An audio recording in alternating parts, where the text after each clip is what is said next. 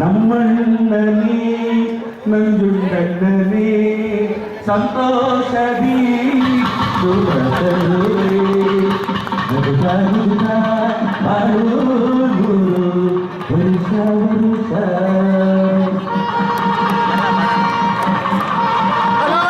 ಏನು ಈ ದಿನ ನಾವು ಆಚರಣೆ ಮಾಡ್ತಾ ಇದ್ದೇವೆ ಇಲ್ಲಿ ನನ್ನ ಹುಟ್ಟುಹಬ್ಬಕ್ಕೆ ಇಷ್ಟೊಂದು ಜನ ಸೇರಿದವ್ರು ನೋಡಿದ್ರೆ ಖಂಡಿತವಾಗಿ ನಾನು ನನ್ನ ಜೀವನ ಸಾರ್ಥಕ ಆಯಿತು ಅಂತ ನಾನು ತಿಳ್ಕೊಬೇಕಾಗ್ತದೆ ನಾನು. ಯಾಕೆಂದರೆ ಮನುಷ್ಯ ಹುಟ್ಟಿದ ಮೇಲೆ ಏನಾದರೂ ಸಾಧನೆ ಮಾಡಬೇಕಾಗ್ತದೆ.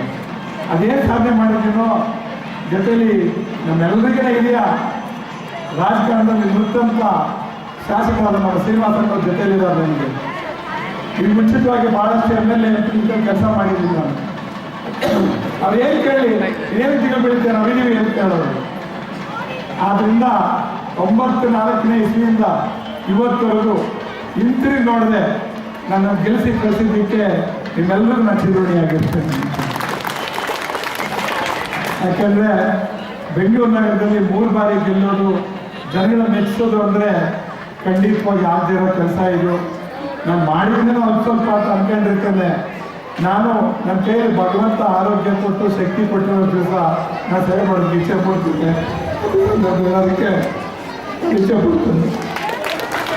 ಯಾಕಂದರೆ ನೀವು ನೋಡ್ತಿದ್ರೆ ಏನು ಮಾತಾಡಬೇಕು ಅಂತ ಅರ್ಥ ಆಗ್ತಿಲ್ಲ ನನಗೆ. ಇಷ್ಟೊಂದು ಜನ ಸೇರೋದು ನೋಡಿ ನಾನು ಖಂಡಿತವಾಗಿ ಮಾತಾಡೋಕ್ಕೆ ಸಾಧ್ಯ ಆಗ್ತಿಲ್ಲ. ಮುಂಬರುವ ದಿನಗಳಲ್ಲಿ ನಮ್ಮ ಬಡಾವಣೆಗೆ ಈ ಕ್ಷೇತ್ರಕ್ಕೆ ಬೇಕಾದಷ್ಟು ಕೆಲಸ ಏನು ಮಾಡಬೇಕು ನಾವು ಅದನ್ನು ನಮ್ಮ ಶಾಸಕರು ಬಂದಿದ್ದಾರೆ, ಎಲ್ಲ ಪಕ್ಷದಲ್ಲಿದ್ದಾರೆ. ಇಲ್ಲಿ KPCC ಸದಸ್ಯರು ಬಂದಿದ್ದಾರೆ, ಜನತಾ ವೆಂಕಟೇಶ್ ಮೂರ್ತಿಯವರು ಬಂದಿದ್ದಾರೆ. ಪಾರ್ಟಿ ಬಿಟ್ಟು ಮನಸ್ಸಿ ಗೋಪಾಲ ಇರ್ಬೋದು, ಎಲ್ಲ ಪಾರ್ಟಿ ಮತ್ತು ನಂಜುಂಡಪ್ಪನವ್ರಿಗೆ ಆರೈಕೆ ಮಾಡಿರೋದು ನೋಡಿದ್ರೆ ಖಂಡಿತ ನಮಗೆ ಇದಕ್ಕಿಂತ ಬೇರೆ ಸಂತೋಷ ಯಾವುದೂ ಇಲ್ಲ ಅಂತ ಈ ಸಂದರ್ಭದಲ್ಲಿ ಅದಕ್ಕೆ ಇಚ್ಛೆ ಪಡ್ತಾರೆ ನಾನು. ಯಾಕಂದರೆ ಒಂದು ಪಕ್ಷದವರು ಒಂದು ವೃದ್ಧಪ್ಪ ಮಾಡಿದ ಪಕ್ಷದವ್ರು ಬರೋದು ಭಾಳ ಅಪರೂಪ. ಇಲ್ಲಿ ನನ್ನ ಸೌಭಾಗ್ಯ ಕಾಂಗ್ರೆಸ್ಸು, ದಳ, ಇಂಡಿಪೆಂಡೆಂಟ್ ಯಾರು ಎಲ್ಲರೂ ಸೇರಿ ತಾವು ಆಗಮಿಸಿದ್ದೀರಾ. ಈ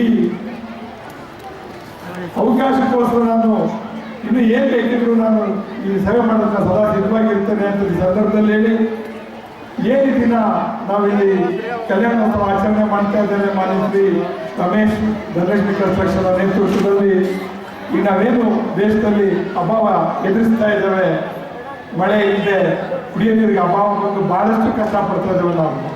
ನಾನು ಆ ಭಗವಂತನಲ್ಲಿ ನಾನೇನು ಬೇಡದಿದ್ರು ನನಗೋಸ್ಕರ ಆಗಿ ಇನ್ನೊಬ್ಬರಿಗೋಸ್ಕರ ಬೇಡದಿದ್ರು ನಮ್ಮ ಜನಗಳಿಗೆ, ನಮ್ಮ ದೇಶಕ್ಕೆ ಈ ಬಾರಿ ಅದು ಒಳ್ಳೆ ಮಳೆ ಸಪ್ಪ ವೆಂಕಟೇಶ್ವರ ಅಂತ ನಾನು ನಿಮ್ಮೆಲ್ಲರ ಮನೆಗೆ ದೇವರಿಗೆ ಬೇಡಿಕೊಳ್ತೇನೆ ನಾನು. ಯಾಕಂದರೆ ಸರ್ಕಾರ ಎಷ್ಟೇ ಕೋಟಿ ಖರ್ಚು ಮಾಡಿ ಏನೇ ಕಾರ್ಯಕ್ರಮ ರೂಪಿಸಿದ್ರು ಖಂಡಿತವಾಗಿ ಸಾಧ್ಯ ಆಗೋದಿಲ್ಲ. ಭಗವಂತ ಒಂದು ಬಾರಿ ಮಳೆ ಸುರಿಸಿದ್ರೆ ಸಾಕು, ನಮಗೆ ಇಡೀ ದೇಶ ಸುಭಿಕ್ಷವಾಗಿರ್ತದೆ. ಬಂಧುಗಳೇ ನಮಗೆ ಗೊತ್ತಿರಬೇಕು, ಒಂದೊಂದು ದಿವಸಕ್ಕೆ 2 ಬೋರ್ ಹೋಗ್ತಿದೆ. ನನಗಂತೂ ಭಯ ಆಗ್ತಿದೆ, ನಾನೇನು ಮಾಡಬೇಕು ಮುಂದಿನ ದಿನಗಳಲ್ಲಿ. ನಾವೆಲ್ಲರೂ ರಾಜಕಾರಣಿಗಳು, ಈ ಇರ್ರೆಸ್ಪೆಕ್ಟ್ ಪಾರ್ಟಿ ನಾವು ಏನು ಮಾಡಬೇಕು ಅಂತ ಯೋಚನೆ ಮಾಡ್ತಿದ್ದೇವೆ. ಆದ್ದರಿಂದ ನಾವೆಲ್ಲರೂ ಭಗವಂತನ ಬರೆಯಿಡೋಣ ಅಂತೇಳಿ ಮತ್ತೊಮ್ಮೆ ಬಂದಿರ್ತಕ್ಕಂಥ ಎಲ್ಲ ನನ್ನ ಕಾರ್ಯಕರ್ತ ಬಂಧುಗಳು, ಪಾಪ ಭಾಳಷ್ಟು ಜನ ಬಂದಿದ್ದಾರೆ ಇಲ್ಲಿ, ಭಾಳಷ್ಟು ಜನ. ಅವ್ರಿಗೆಲ್ಲ ನಾನು ಯಾವ ರೀತಿ ಕೃತಜ್ಞತೆ ಅರ್ಪಿಸ್ಬೇಕು ಅಂದರೆ ನನಗೆ ಅರ್ಥ ಆಗ್ತಿಲ್ಲ. ನನ್ನ ಹತ್ರ ಯಾವತ್ತೂ ಏನು ಕೇಳದಿರೋರು ಬರೀ ಊರಿಗೋಸ್ಕರ ಕೂತಿರೋಂಥ ಕಾರ್ಯಕರ್ತರು ಬೇಕಾದಷ್ಟು ಜನ ಬಂದಿದ್ದಾರೆ ಅಲ್ಲಿ. ಅಣ್ಣವ್ರ ಬಗ್ಗೆ ಒಂದೆರಡು ಮಾತಾಡಬೇಕು.